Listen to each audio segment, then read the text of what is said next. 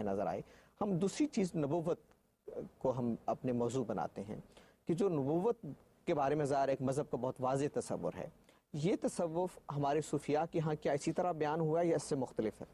نبوت اصل میں مخاطبہ و مکالمہ الہی ہے. اللہ تعالیٰ اپنے بندوں میں سے کسی ایک بندے کا انتخاب کرتے ہیں تاکہ اس کے ذریعے سے اپنی ہدایت آپ تک پہنچائیں. اتمام ہدایت بھی کریں اور اتمام حجت بھی کریں. دونوں مقاصد بھی بیان کر دیے گئے ہیں. اس مکالمہ اور مخاطبہ الہی کے بارے میں قرآن ایک دوسرا اعلان یہ کرتا ہے کہ یہ رسالت مآب صلی اللہ علیہ وسلم پر ختم ہو گیا ہے. یعنی اس نے اعلان کر دیا کہ رسالت مآب صلی اللہ علیہ وسلم خاتم النبیین ہے. کوئی ابہام اور اشکال اگر ہو سکتا تو اسے خود رسالت مآب صلی اللہ علیہ وسلم نے واضح کر دیا. آپ یہ دیکھیے کہ جو روایتیں یعنی بالکل متفق علیہ نقل ہوئی ہے ہمارے یہاں، بخاری بھی نقل کرے گا، مسلم بھی نقل کرے گا، ہر ایک نقل کرے گا، ان میں سے یہ روایت ہے کہ لم یبقى من النبوۃ الا المبشرات. نبوت اپنی حقیقت کے لحاظ سے ختم ہو گئی ہے. اگر کچھ رہ گیا ہے تو صرف مبشرات رہ گئے ہیں.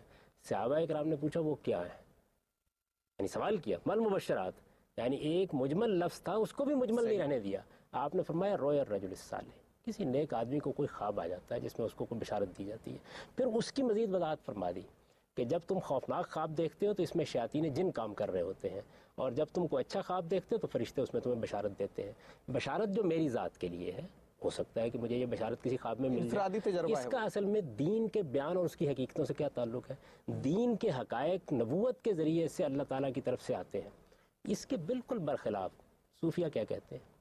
وہ یہ کہتے ہیں کہ جس جگہ سے نبی پاتا ہے وہیں سے ہم پاتے ہیں. وہ یہ کہتے ہیں کہ ہمارے اور اس کے الہام میں کوئی فرق اس کے سوا نہیں ہوتا، کہ ہمارا وہ براہ راست ہوتا ہے اور اس کو نبوت کے منصب پر فائز کر دیا جاتا ہے. وہ یہ کہتے ہیں کہ ہمارے ہاں کے جو صوفیہ ہیں وہ جب اس مقام پر پہنچتے ہیں جس کو وہ بیان کرتے ہیں اپنی اصطلاحوں میں کہ مقام صدیقیت ہے یا مقام تحدیث ہے یا شاہ ولی اللہ کی اصطلاح میں مقام ولایت علیہ ہے، جب اس مقام پر وہ پہنچتے ہیں تو اس وقت حق کا معیار وہ خود ہوتے ہیں.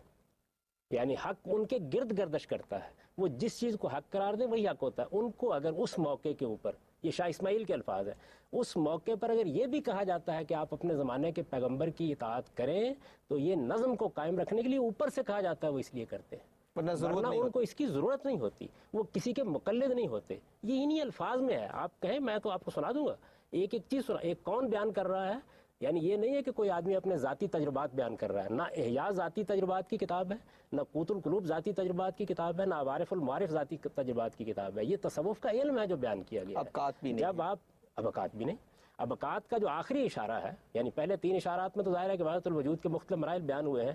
جو آخری اشارہ ہے اس کے اندر انہوں نے مقامات وہبیہ کا ایک پورا عنوان قائم کر کے وہ مقامات بیان کیے ہیں، اور اس میں یہ بتایا ہے کہ کس طرح سے ہمارا الہام حق کا معیار بن جاتا ہے اپنے زمانے کے لیے. اور پھر اس کے بعد آپ عوارف میں دیکھیے، یعنی شہاب الدین سہروردی یہ بیان کرتے ہیں کہ صوفی کے الہام میں، شیخ کے الہام میں اور جبریل کے الہام میں، دونوں میں اس کے سوا کوئی فرق نہیں ہوتا کہ وہ ایک شخص کو کھڑا کرنے کے لیے آتا ہے دنیا کی ہدایت کے لیے، اور اس سے ہم وہی پا لیتے ہیں کہ جو پیغمبر اس جگہ سے پا رہا ہوتا ہے. اور کبھی شیخ اس الہام میں خیانت نہیں کرتا جس طرح پیغمبر نہیں کرتا. اور یہ الہام جو ہے، اس الہام کے اندر بھی حق اتنا ہی واضح ہوتا ہے کہ لا یاتی الباطل من بین یدیہ ولا من خلفہ. یعنی یہ قرآن نے اپنی صفت بیان کی ہے، تو اس جگہ پر وہ اپنے الہام کو بیان کرتے ہیں. یہ بہت عام سطح کی باتیں ہوتی ہیں جس میں یہ کہا جاتا ہے کہ نہیں وہ ہمارے لیے حجت ہے اور فلاں کے لیے حجت ہے. مجھے یہ بتائیے ان کا مطلب کیا ہے؟ یعنی اگر آپ نے خواص کے لیے ایک توحید الگ بیان کر دی، نبوت کے سلسلے کے بارے میں یہ بیان، مجدد صاحب کو دیکھ لیجئے، یعنی مکتوبات میں بیان کرتے ہیں کہ صرف اتنی بات ہم کہتے ہیں کہ نبوت اپنے منصب کے لحاظ سے ختم ہوئی ہے، کمالات کے لحاظ سے ختم نہیں ہوئی. اچھا ابن عربی کو لے لیجئے، فتوحات میں جو فصوص کی طرح کی کتاب نہیں ہے، بیان کیا ہے کہ رسالت مآب صلی اللہ علیہ وسلم پر نبوت تشریع ختم ہوئی ہے، شریعت والی نبوت ختم ہوئی ہے. اس کے علاوہ جہاں تک نبوت کا تعلق ہے اپنی حقیقت کے لحاظ سے، وہ ویسی کی ویسے ہی ہے. اور اس کے ہرگز یہ معنی نہیں ہے کہ آپ ختم نبوت کو اس معنی میں لے لیں.